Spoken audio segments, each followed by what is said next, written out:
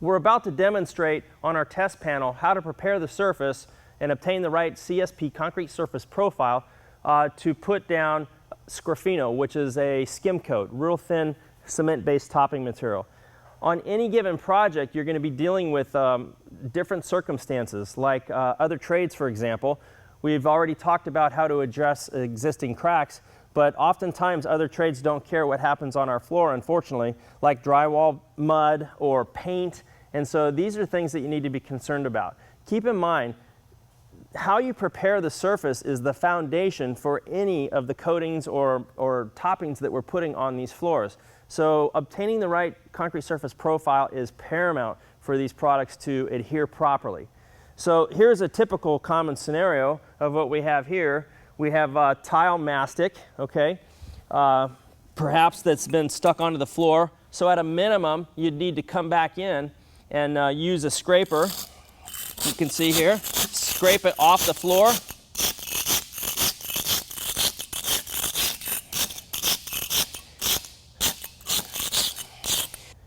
Now remember, in the concrete preparations videos, we talked about getting contaminants off the floor. Remember, with microtoppings, you don't need as an aggressive of a concrete surface profile. Typically, you're going to be in the 2, perhaps 3 range. And so we're going to try to achieve that with either our black stripping pad, which is what you see on the machine, a sanding screen, graduating to sandpaper. And in most cases, a variation of these is going to be sufficient. But these won't remove mastics like this. So it's going to require you to come in and at a minimum scrape it off of the surface.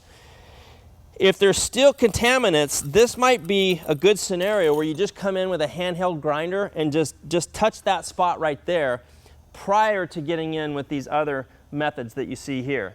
Now over on this side, we have the common drywall globs of mud on the surface. So on a big scale, this is where you could possibly come in and scrape it.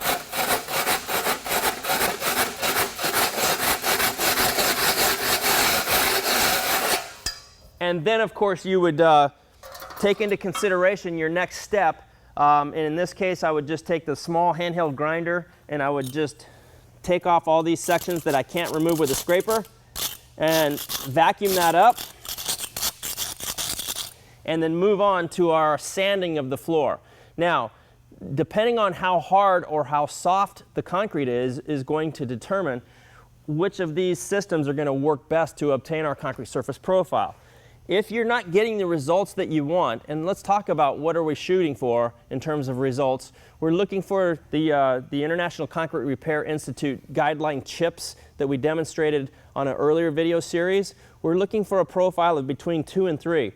Or if you run your hand across the surface, you want it to feel what would be the equivalent of, say, a 180 grit sandpaper. So you could literally just take a 180 grit sandpaper and kind of feel that and try to obtain that same surface profile on your concrete.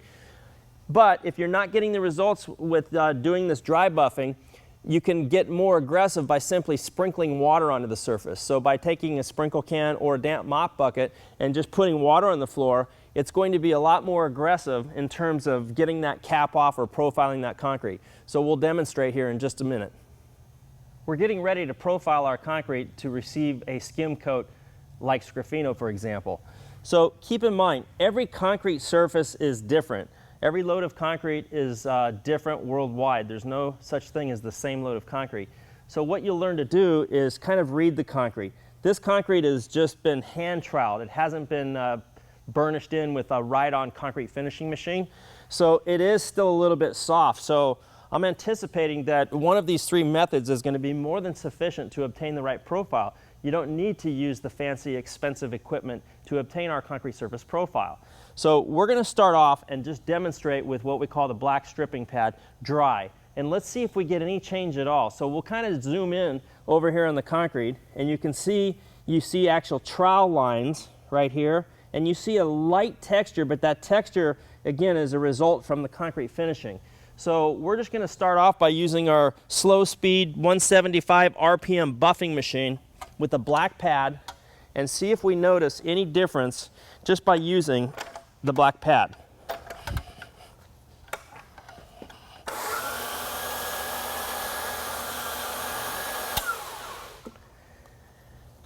you can see some residual dust, some airborne particulate that's going airborne, and there's a very good chance that that's possibly leftover dust, just residual dust since this concrete's been sitting several weeks. But it really hasn't, it started to profile, in other words, knock these ridges off, but it's probably not aggressive enough to where we need to be. So let's just see what happens when we demonstrate with just a little sprinkle of water on the surface and see if that changes the profile at all.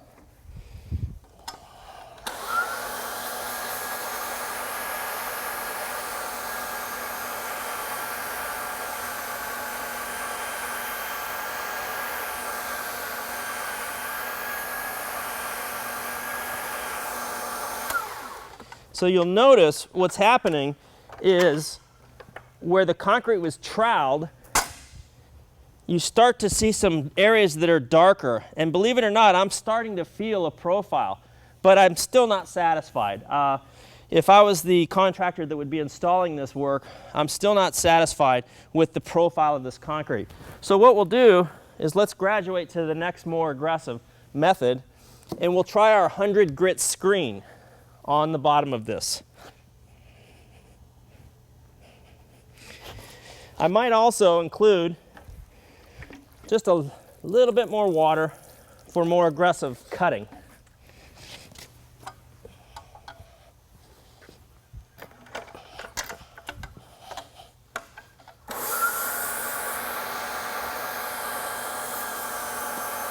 Now that's getting down pretty decent. See if we can even get this mastic off here with a little bit of work.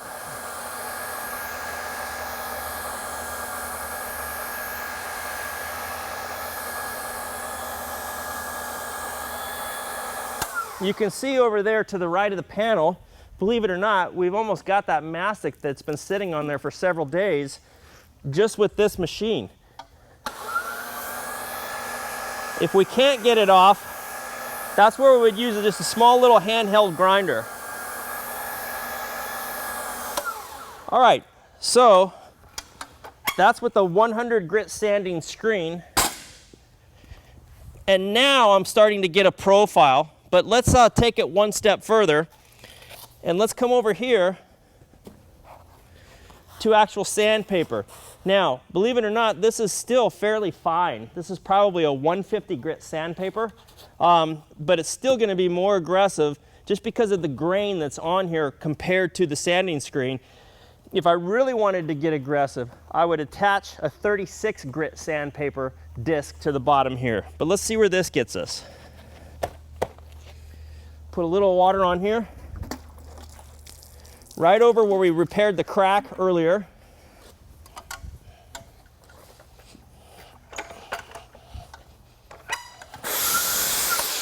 Hear the difference? That's an indicator that we're getting some good abrasion underneath the machine. I can also see a layer of paste. Now that is good. This is what we want. This is a great indicator that we're in fact doing something to remove that surface layer.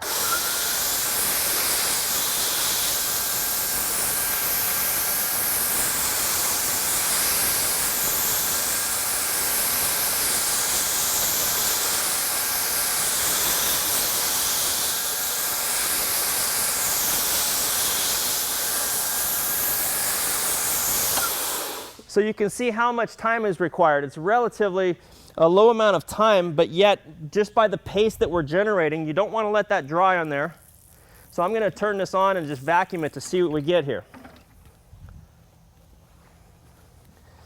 So now we're going to use our wet vac.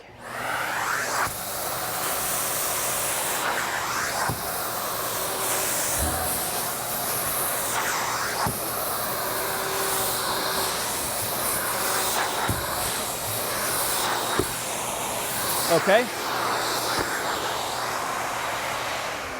Now I can really see a great profile here, and I'm just going to run a damp mop over it so you can see through the camera because there's still a little bit of a residual paste on the surface.